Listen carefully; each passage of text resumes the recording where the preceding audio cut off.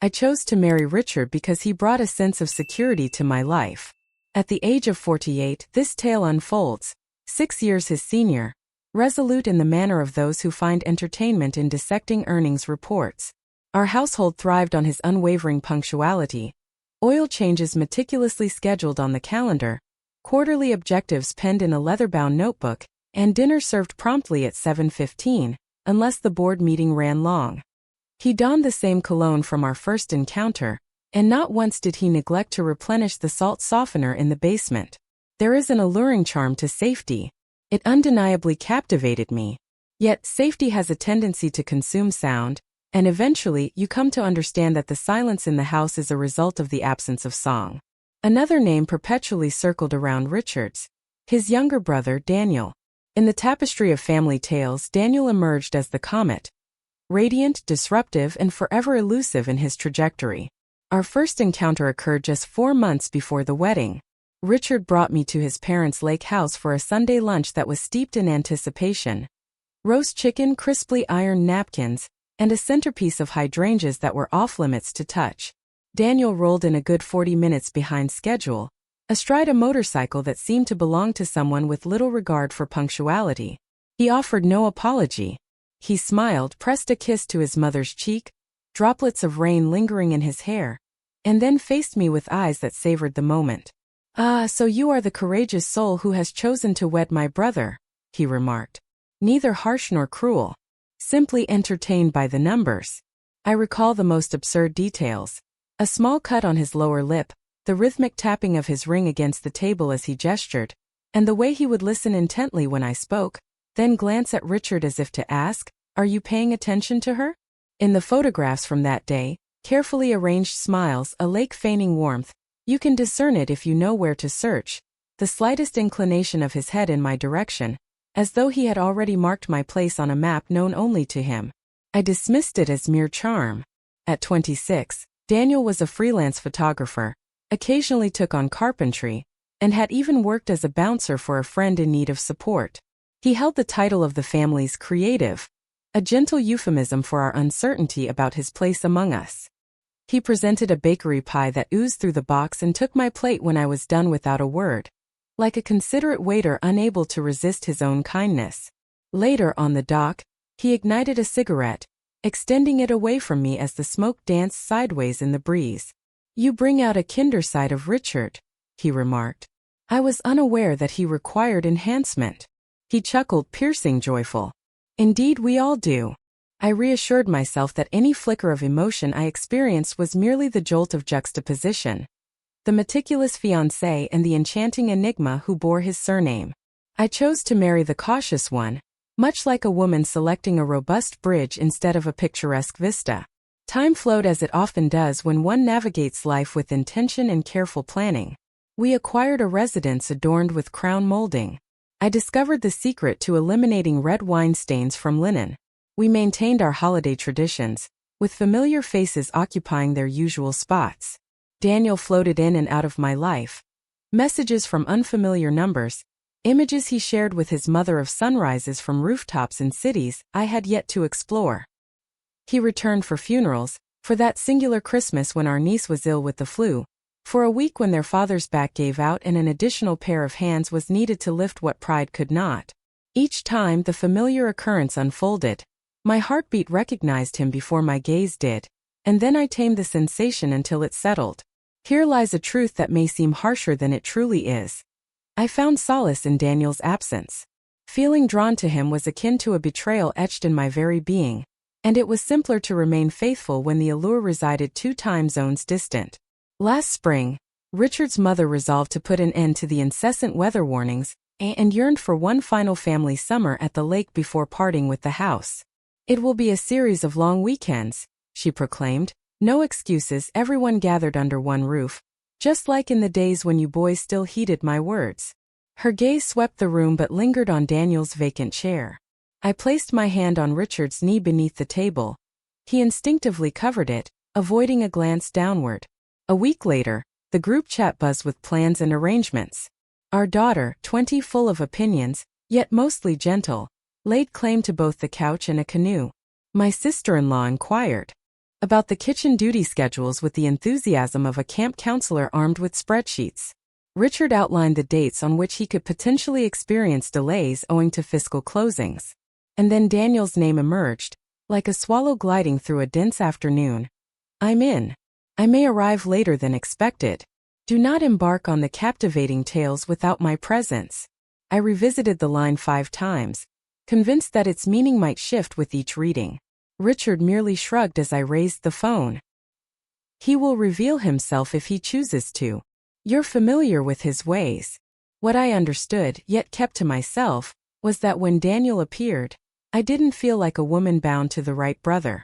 I found myself playing the role of a courteous visitor in my own existence, patiently anticipating an invitation to linger for a sweet conclusion. I gathered essentials for the lake.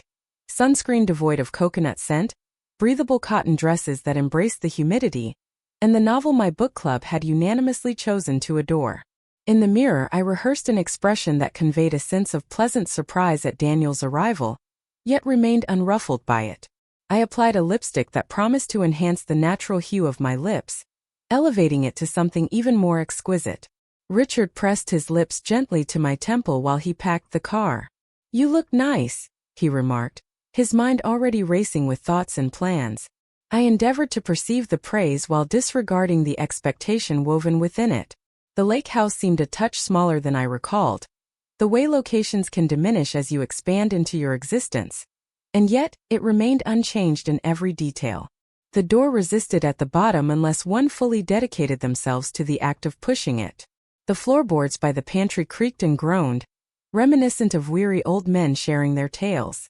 Someone had swapped out the couch, yet the rug remained unchanged, creating a dissonance that rendered the entire room reminiscent of a friendship struggling to endure amidst varying financial circumstances. We were the first to arrive. I opened windows to the past, allowing the lake's breath to flow through the curtains, while I draped sheets over the beds as Richard responded to emails in the car, determined to keep work from spilling into the weekend. In the same drawer as the bottle opener and the cutlery you never use for guests, I discovered the dock rope. I placed a vase, blue glass, substantial, in the center of the dining table, filling it with hydrangeas that had lost their status as a centerpiece, now unremarkable in the absence of anyone to reprimand. Our daughter burst in moments later, her nose adorned with sunscreen and a backpack that thumped like a lively drumline. She pressed her lips to my cheek, then raised her phone to catch the light. He texted, she said, the he of cousins who transform into siblings by the water's edge. Uncle Daniel will arrive in an hour. He's bringing those peculiar chips from that gas station known for its excellent coffee. I chuckled, my lips drawn too thin.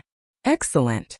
Inform him that I will conceal the delicious pie to prevent him from consuming it in the driveway. As twilight descended, the driveway became alive with the glow of headlights and the melodic chimes of opening doors. The dwelling transformed into a tapestry of voices, while bags thudded against the stairs. As I placed a pan of lemons by the sink, an unmistakable shift in the atmosphere enveloped me. An awareness, a gentle warmth, as if something was leaning in my direction just before I turned to face it. He lingered in the doorway, reminiscent of a photograph poised on the brink of revelation, yearning for the moment of development. A canvas jacket draped over sunburnt shoulders, a result of miscalculating the whims of a passing cloud, hair cascading longer than the last encounter, and scruff that lingered in indecision, caught between a beard and mere stubble. He clutched a paper bag as if it were forbidden treasure and smiled just as he had on the dock years before, astonished to see me in a setting that professed to be known. Hello, he remarked. A single sound akin to a hand effortlessly intertwining with mine, yet remaining still. Hey, I replied, feigning indifference as my body instinctively gravitated toward him. With 5 purposeful strides, he traversed the kitchen and placed the bag upon the counter. For you, he said, and revealed something other than chips. Peonies. Overweight, absurd, a bold shade of pink. They were peddling them by the roadside. I recall your fondness for them. Or did they? Peonies fade quickly if you don't dedicate yourself to their care. I extended my hand towards the stems, and an awkward sensation tightened in my throat. I still do, I replied, feeling a surge of frustration as my voice betrayed my true feelings. Family swirled behind us. One person inquired about the location of the corkscrew, while another raised their voice regarding the sleeping arrangements. The house embraced everyone, as though it held the power to ensure that nothing would occur within its walls that hadn't already unfolded in the past. Daniel rested his hip against the counter, observing as I angled the stems just as my grandmother had shown me. "You look," he paused, reevaluating his words, opting for a more cautious approach. "Excellent." I arranged the peonies in the blue glass, convincing myself that the warmth in my cheeks was merely a result of the oven's heat. "So do you," I replied, and then, embodying the essence of a responsible woman adept at rectifying unintended chaos, I added, "Mom will be pleased you came." A grin spread across his face. "In just 10 minutes, my mother will have me busy with tasks." "She's already walking back and forth," I remarked. We shared a laugh at the undeniable reality of it. There are evenings when the pull of gravity orchestrates a space, ensuring that two souls will revolve around each other, regardless of how meticulously they position themselves. It was one of those nights.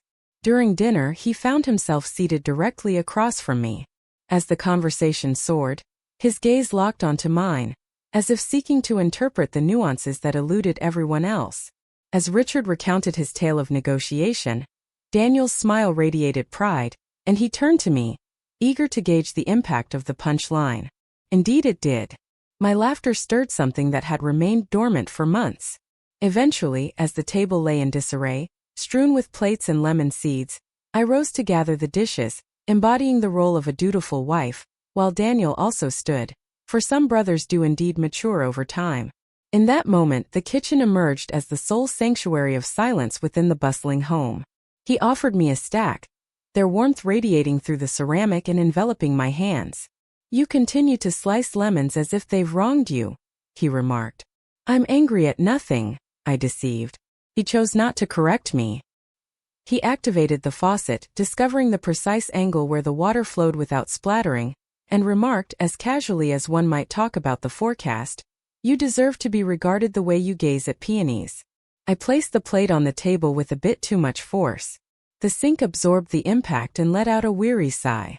We lingered in an almost foolish proximity, as kitchens often permit, steam swirling, the scent of lemon, and the subtle menace of water nearing its boil.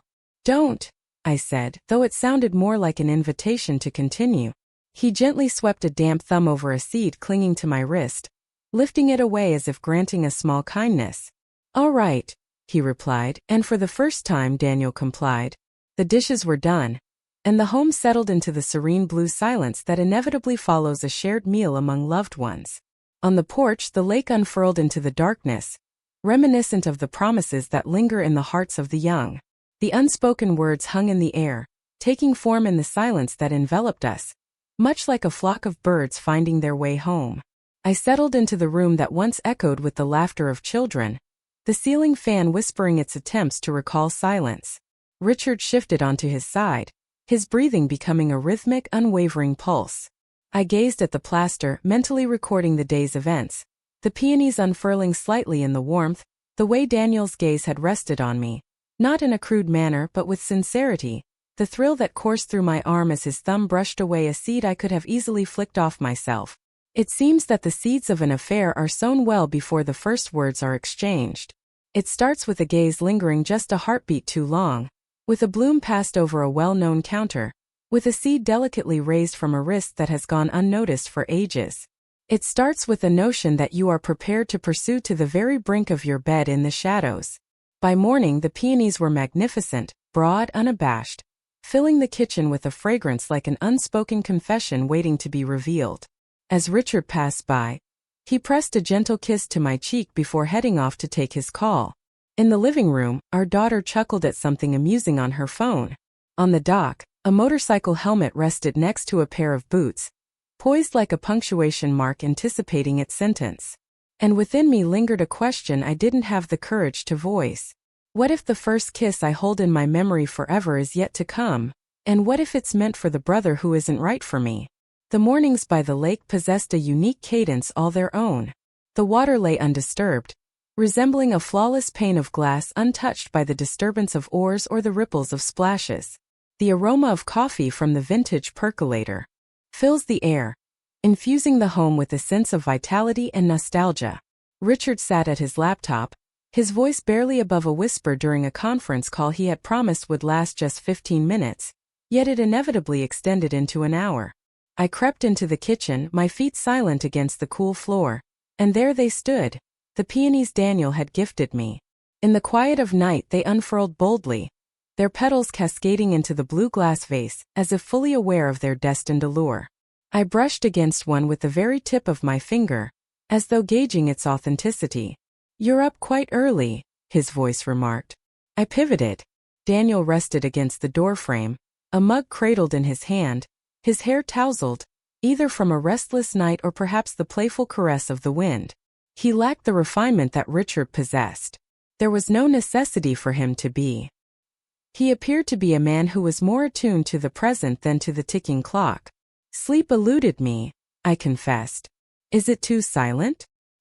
he inquired. I gently shook my head. "Excessively loud. In here." I gave my temple a gentle tap. He smiled as if he grasped my meaning perfectly, as if he too bore a constant hum within him that never faded away. We lingered on the porch, mugs in hand, as the lake lay shrouded in a veil of mist. He allowed the silence to linger, unbroken by trivial conversation. In that stillness, a wave of relaxation washed over me, a sensation I hadn't experienced in months. "You've always had a fondness for mornings," he remarked after a pause. "I recall many years back, you were the sole person who would rise early enough to witness the dawn. Do you recall that?" His gaze met mine in that moment, and it carried a weight beyond mere chance. It was weighty, intentional, the sort that suggests someone has held on to a vision of you for what seems like ages. "I recall it all," he stated. My chest constricted, and I averted my gaze before the heat of his gaze ignited a blaze within me. The day progressed in its familiar rhythms. The family flits about, meals simmering, laughter resonating from the dock. Richard oscillated between full engagement and a distracted haze, his attention flickering to the screen of his phone. Daniel and I shared merely the most basic of exchanges, yet every word lingered in the atmosphere far longer than it ought to have. As the afternoon wore on and the others set out on the boat, I lingered behind, feigning exhaustion. In reality, what I craved was silence. Perhaps solitude was what I required to grapple with my bewilderment. As I stood in the kitchen rinsing glasses, the sound of footsteps echoed behind me. I had no need to change direction. I had already sensed it was him. "Are you really going to miss the boat ride?" he inquired. "Someone had to remain and watch over the pie," I quipped faintly. He approached, drawing near enough for me to sense the heat of his being. "You've always despised the art of pretense," he murmured gently. That caused me to pivot, bubbles cascading from my hands into the basin. "So Daniel, what is it that I'm pretending exactly?" He regarded me intently, his jaw clenching, his gaze both piercing and tender. "That you remain untouched by it as well." The words embedded themselves deep within me. The atmosphere grew dense. The soft hum of the fridge filled the air, mingling with the distant laughter of family by the lake, while the steady pounding of my own heart echoed in my ears. I ought to have refused it. I ought to have brushed it aside with a chuckle. Yet my quietude spoke volumes. His hand rose, lingering in uncertainty, as he gently swept a damp lock of hair away from my face. My body surrendered to the touch before my mind could intervene. "Please don't," I murmured, recalling the events of the previous night. Yet the word deceived me. It offered no forewarning. It was a summons cloaked in trepidation. He took a step back, releasing a heavy breath, and raked his fingers through his hair. "I apologize," he whispered. "I ought to have kept my mouth shut." I clutched the counter to find my balance. "No," I replied, my voice trembling. "That wasn't necessary." "Yet you did." We found ourselves standing there, gazing at one another across a chasm that seemed both insurmountable and inescapable. As I lay in bed next to Richard, the rhythm of his steady breathing filled the silence, and my mind drifted to Daniel's words. "You don't sense it either." I despised the accuracy of their words. And yet, somewhere deep within, I was aware. Emotions like these cannot remain confined for eternity. They discover fractures. They glide away unnoticed. Similar to water. Resembling the warmth of sunlight.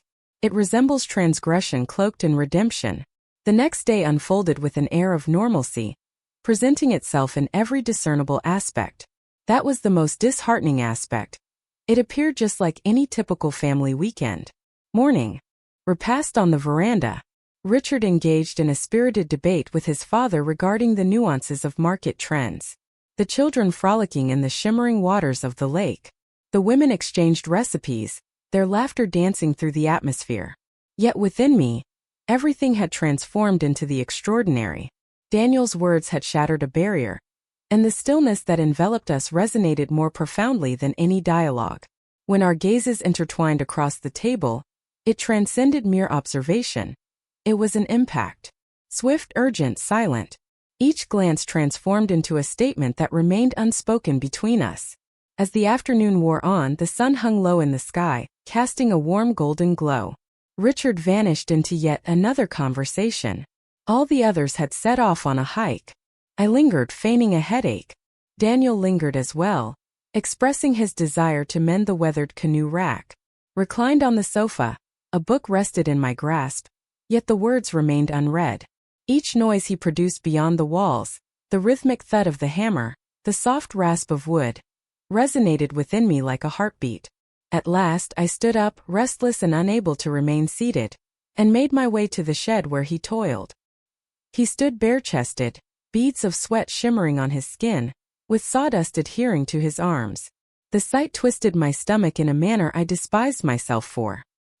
He caught sight of me and stood up straighter, using the back of his wrist to wipe the sweat from his brow. "You ought to be taking it easy," he remarked. I was unable to, I confessed. My voice came out more delicate than I had hoped. For what felt like an eternity, silence enveloped us. The fragrance of pine mingled with the warmth of sun-kissed timber. The cicada buzzed incessantly. I toyed with the hem of my dress. "You frighten me," I murmured before I could hold back. His brows furrowed in concentration. "What is the reason?" "For you perceive my presence. For years, I have dedicated myself to the art of remaining invisible." In that moment his expression transformed, both gentle and incisive simultaneously. He advanced a step nearer. Next came another, until the space that separated us was measured by the very act of inhaling. I ought to have left this place behind. I did not. His hand rose, lingering close to my cheek, poised for a consent I neither granted nor rejected. The gentle touch of his thumb glided along my jawline, as delicate as a whisper. The world shifted on its axis, and then our lips intertwined. It unfolded unexpectedly, and it lacked tenderness. It was a kiss born from a lifetime of unspoken words, a culmination of countless moments held back, a release of years spent in quiet restraint. I inhaled sharply as our lips met, and he drew me nearer, one hand entwined in my hair, the other firmly holding the small of my back, as if he had been longing for this moment endlessly. As we separated, I felt a shiver run through me. My chest heaved with rapid intensity. His forehead pressed gently against mine, our breaths intertwining in the quiet moment. "This is wrong," I murmured, my fingers still gripping his arms tightly. "I understand," he whispered. "Yet, does it evoke a sense of wrongness?" I shut my eyes. Negative. Oh dear heavens, absolutely not. It seemed to be the most genuine thing I had encountered in years. A car door echoed in the distance. Richard was back. The noise snapped me back to the present moment. I shoved Daniel aside, reeling backward. The heat lingered on my lips. My heart refused to find its peace. "Not again," I whispered, my voice trembling with unease. "This must never occur again." Yet, as the words escaped my lips, a part of me recognized the deception within them. For when a door of that nature closes, it remains forever unlatched. Sleep eluded me that night. Richard lay beside me, snoring gently, his hand resting heavily on my hip, a tangible reminder of a man blissfully unaware that the warmth of his younger brother's kiss still lingered on my skin. I found myself wide awake, eyes fixed on the ceiling, each nerve ending reliving that moment in the shed. The flavor of Daniel, the way he embraced me, as if I were not merely an afterthought, but a woman deserving of reverence and awe. My body turned against me, desiring, yearning, vibrant in a manner it had not experienced for years. Yet the guilt was unrelenting. It etched itself into my being like fragile glass. The dawn broke, ushering in a sense of intolerable routine. Richard was engrossed in meetings on his laptop. His parents organized a delightful brunch in the heart of the town. The children pleaded for ice cream. Daniel graciously offered to take the wheel for us. I nearly turned it down. Yet, to refuse would have been all too apparent. There I found myself, slipping into the passenger seat of his weathered pickup, the leather pleasantly warm against my thighs, his cologne lingering faintly, yet tantalizingly. The kids giggled and whispered in the rear. Initially, he remained silent, his grip on the steering wheel tightening, his jaw set with tension. Yet, at one stoplight his gaze momentarily met mine. Merely a heartbeat beyond the moment. My stomach knotted with tension. As the children dashed into the ice cream parlor, accompanied by their cousins, we lingered by the truck. The stillness enveloped the room, laden with all that remained unspoken. At last he shattered it. Is there any remorse? His voice was a hushed whisper, nearly choked. I took a deep breath. I'm uncertain. Indeed you do. His gaze delved into mine. You lament the deception. Yet the kiss remained untouched. I averted my gaze, warmth rushing to my face. He was indeed correct. That was the issue at hand. As the children dashed back, the fragile moment fractured. Yet the reality endured. That evening, Richard's parents gathered the family for a dinner filled with warmth and connection. A lengthy table adorned with flickering candles, the soft clinking of glasses echoing in the air. I attempted to maintain a facade of normalcy, yet with each laugh from Daniel, a stirring sensation echoed within me. Each time his eyes met mine, my heart skipped a beat, reminiscent of a bashful schoolgirl caught in a moment of longing. Following dessert, Richard took his leave. Another late-night call awaited him. His parents chose to retire early. Silence enveloped the house. I stepped into the kitchen, began rinsing plates, seeking to occupy my hands with the rhythmic task. Daniel stood in the doorway, propped against the frame, his shirt partially undone, eyes cloaked in shadow. You're inflicting pain upon yourself, he murmured gently. Because I ought to be, I retorted, my voice trembling. No, he advanced with purpose. You exist, and it fills you with disdain. I stood still, a plate quivering in my grasp. He lingered just behind me, his breath a whisper against my ear. You occupy my thoughts endlessly, he murmured. I understand that you're unable to halt as well. Once more my body turned against me, quaking, yearning. I longed to shout for solitude, yet what emerged was a fractured revelation. I dream about you. Suddenly his hands gripped my waist, twirling me around to meet his gaze. The kiss that ensued was more intense than the initial one, a passionate blaze we had both longed for. As he hoisted me onto the counter, I found myself yielding without a hint of resistance. His lips glided along my neck, his hands ventured into realms that had remained uncharted, and in that moment, I lost all sense of location, of identity. The echo of footsteps overhead startled us into separation. A presence shifts in the hallway above. My heart raced with a fierce intensity. We lingered in that moment, our breaths uneven, lips bruised, the reality of our actions lingering like a wisp of smoke in the air between us. Tomorrow, he murmured, retreating into the shadows. Let us convene tomorrow. Beside the tranquil waters. I remained silent. Yet my quietude was an affirmation. And I loathed myself for the depth of my yearning for the arrival of tomorrow. The following afternoon, I informed Richard of my intention to take a walk to clear my mind. He hardly lifted his gaze from the screen, completely engrossed in the details of his quarterly reports. That indifference ought to have grounded me, ought to have served as a reminder of where my true loyalties lay. Instead, I found myself strolling down the dusty path toward the lake, heart racing as if I were 17 once more, sneaking out to rendezvous with a boy my parents had strictly forbidden. Daniel had arrived ahead of time. Propped against the sturdy trunk of a tree, my arms crossed, I felt the intensity of their gaze the moment they spotted me. You actually came, he remarked, his tone hinting at disbelief. I shouldn't have. My voice trembled. Yet you did. He moved nearer, and every fiber of my being urged me to flee. Yet my feet remained rooted to the ground. My chest heaved with irregular breaths, my body once more proving unfaithful to my will.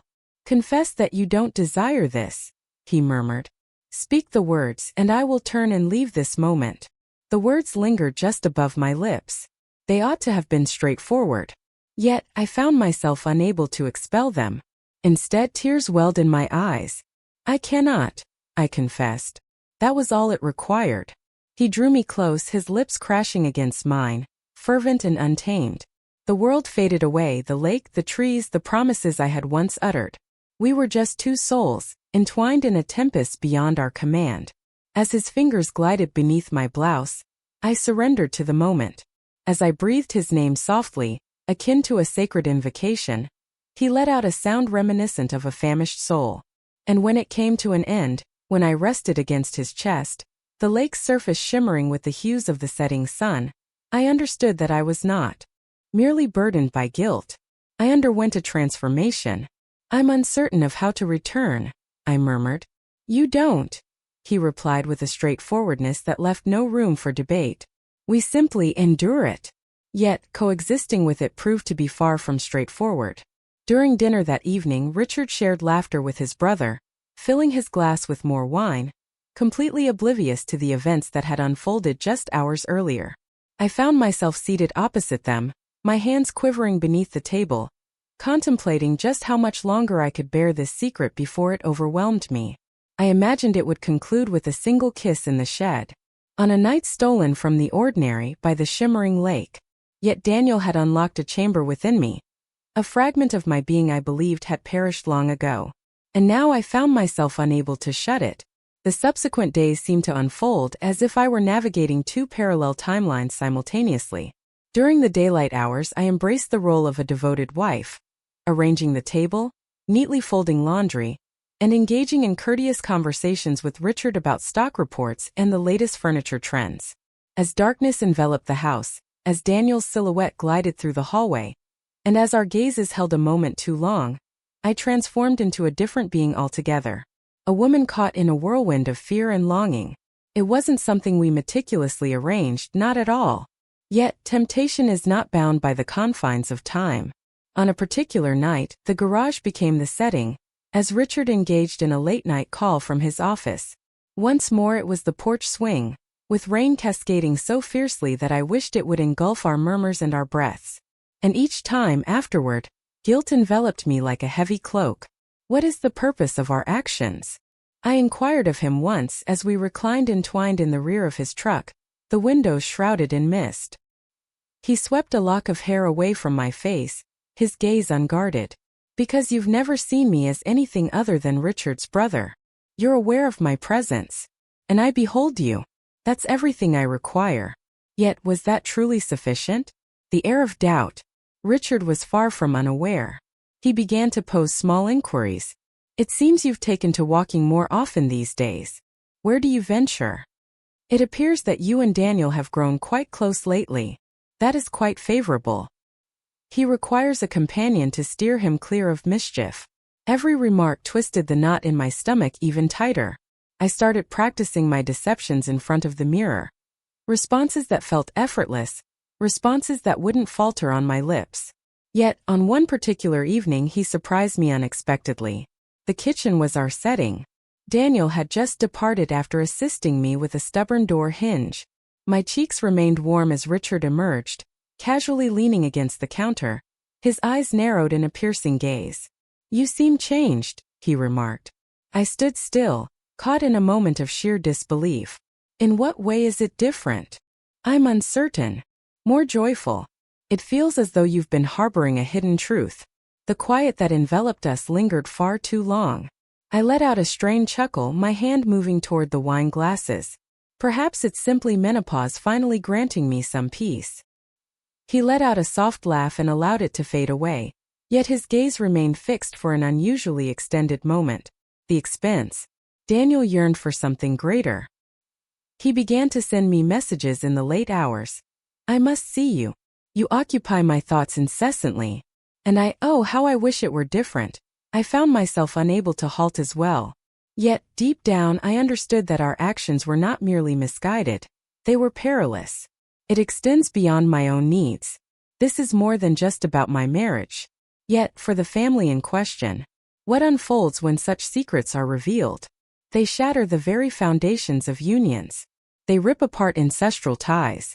And yet, each time I resolve to bring it to a close, a single glance from him, a soft murmur of my name in that low, quivering tone, and I found myself ensnared once more. It occurred on a Sunday, an unremarkable day that seemed destined to pass without incident. A day that conceals peril right before your eyes. Richard arrived at the golf course at the break of dawn. Daniel stopped by to request a few tools from the shed. That was the narrative we crafted for ourselves at the very least. The reality was straightforward. We were drawn back in. We found ourselves in the living room, the curtains drawn halfway, with daylight pushing against the glass. His fingers tangled in my hair, while my hands clutched the collar of his shirt, as if releasing my grip would send me spiraling inward. It unfolded unexpectedly. It was never meant to be. Yet again the door creaked open prematurely. Richard's voice echoed down the hallway, arriving before we could even begin to rectify the chaos we had unleashed. "Claire, are you at home?" Daniel recoiled immediately, his complexion drained of color. My heart raced with such intensity that I feared it would betray us long before Richard caught sight of us. I pushed Daniel into the shadows of the back hallway, murmuring, "Go. I kindly ask you to leave now." Richard entered the room at the precise moment Daniel quietly exited through the side door. "Is there anyone present?" he inquired, casting a quick look around. I took a deep breath, mustering the most serene smile I could conjure. "Daniel." All he required was a wrench from the shed. Richard inclined his head with deliberation, yet his gaze sharpened. He remained silent thereafter. There was no obligation on his part. The stillness that enveloped us resonated more profoundly than any spoken phrase ever might. The encounter. That evening, Richard entered our bedroom and perched himself on the edge of the bed. "Claire," he uttered, his voice cutting yet hushed. "I have a question for you. I require your honesty." My throat constricted. "What is it? Are you seeing my brother?" My breath escaped me. For a fleeting moment the thought of deception crossed my mind. Feigning. Weaving yet another tale as I have done countless times in the past.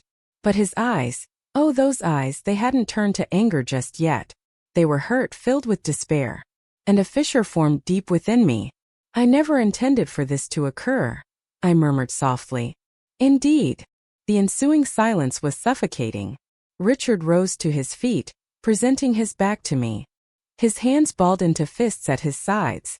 At last, when he found his voice, it emerged as a low murmur, quivering with barely contained fury. "You have obliterated it all." He stepped outside. The echo of the front door slamming pierced the stillness of the night, reminiscent of a gunshot. The aftermath. For days the house stood as a silent battleground. He turned away, choosing silence over conversation. He turned his gaze away from me. Daniel vanished into thin air. I have yet to receive any word from him. Neither a message nor a call. Silence reigns. Alone I stood, amidst the remnants of our actions. I found myself revisiting every moment in my mind. Our initial kiss, the first time I allowed him to touch me. The first night I believed I could conceal this secret forever. Yet, secrets have a way of surfacing. They ascend, they struggle to break free, and upon their emergence, they devour all in their path. For 3 long days, Richard remained absent from home. As he stepped through the threshold, there was no golf bag slung over his shoulder, nor a suitcase in tow. He held the divorce papers in his hands. "I won't make a scene," he stated, his tone devoid of any emotion, leaving only the weight of fatigue behind. "Go ahead and sign them, Claire. You do not love me. You never truly did." I made an attempt to clarify. I attempted to convey to him that my feelings for him were genuine, that the incident with Daniel wasn't a reflection of my love. It stemmed from a deep sense of loneliness, from something I struggled to articulate. Yet Richard remained oblivious. His eyes had transformed into an impenetrable fortress, a realm I could no longer access. As he departed, the door remained undisturbed, closing gently behind him. He simply shut it softly, as if the sound didn't merit the effort. That silence cut deeper than any slam ever could. Daniel also chose not to make contact. Not for several weeks. At a family gathering I had no intention of attending, I unexpectedly found myself face to face with him once more, despite my better judgment. He appeared transformed. He had cultivated a beard, his gaze skirting around mine as if I were a specter visible only to him. As we found ourselves in a rare moment of solitude, I leaned in and whispered, "Why didn't you call?" He shook his head in disbelief. "I have brought ruin upon it all. I have brought my brother to ruin." I felt the urge to express to him that he was mistaken, that it wasn't solely his fault, that I too shared in the responsibility. Yet, he uttered a phrase that shattered me entirely. "I refuse to be the one who shattered my own family. I shall never find it in my heart to forgive myself. I beg you. Just stop looking at me that way." With that he turned and departed. Neither with anger nor with drama. Simply turned and left. The years that followed. The divorce has been finalized. Richard found love again a year later, with a woman who was younger, gentler, and unscarred by the wounds of betrayal. He severed all connections with me, and for a time even my children regarded me as a stranger, uncertain of how to traverse the chasm that had formed. Daniel relocated to a different state. Rumor has it that he never truly found a place to call home, instead immersing himself in his work, in journeys, in anything that prevented him from remaining in one spot. I resided in a modest apartment, where my view was dominated by a streetlight that danced with a flickering glow each night. I lay there wide awake, gazing at the ceiling, replaying the moment that shattered everything. The gentle touch of his lips against mine for the very first time. The kiss that began as a promise of redemption and concluded as a haunting affliction. Concluding thoughts. It is often said that infidelity stems from a decision made by an individual.